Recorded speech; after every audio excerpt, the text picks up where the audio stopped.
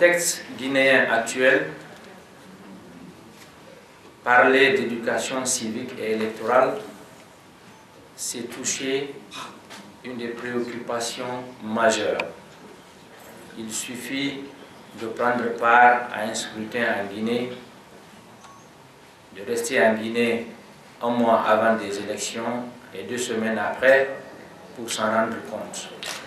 Il suffit de prendre une voiture et de circuler à travers Conakry pour savoir combien de fois ces 2 thèmes sont pertinents.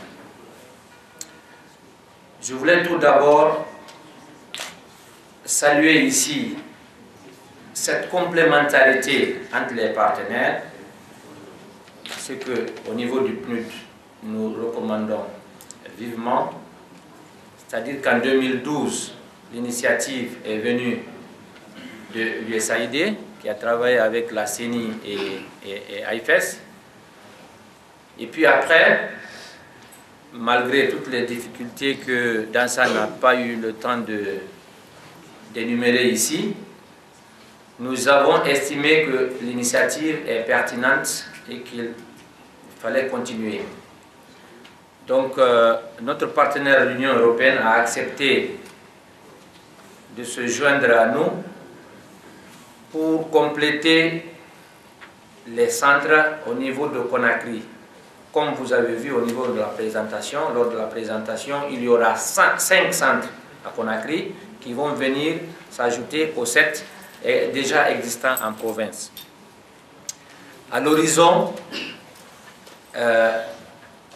je ne vais pas aller très loin parce que les documentaires et l'intervention du président du Conseil national des organisations de la société civile ont vraiment abordé les points que je voudrais aborder.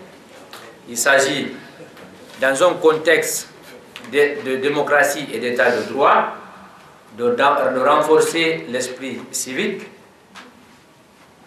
de travailler à démocratiser l'information sur les processus électoraux et de créer une expertise nationale en province et à Conakry sur les questions civiques et électorales.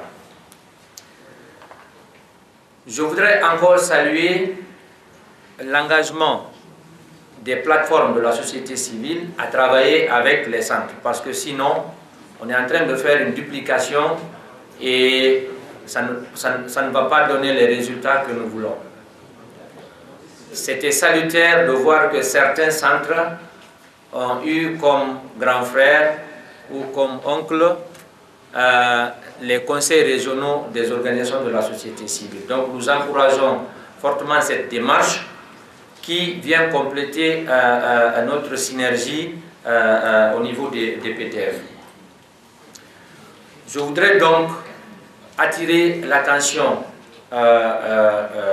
des gestionnaires de centres sur l'importance que nous accordons à la durabilité. Vous le savez, nous sommes habitués à des initiatives qui sont là, tant que le financement est là. Le lendemain du projet, vous venez, vous ne retrouvez même pas la plaque.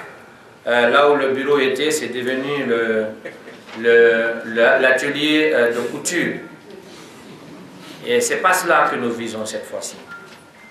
Je viens de dire que nous sommes très conscients qu'il y a beaucoup de choses à faire au niveau de l'éducation civique et électorale. Donc, nous sommes intéressés à poursuivre cette activité au-delà des projets. Et donc, nous mettons l'expertise du programme d'appui au cycle électoral à la disposition des CECE et de la société civile pour définir une stratégie de durabilité avant la fin des projets pour que les centres fonctionnent entre 2 échéances électorales. Je vous remercie.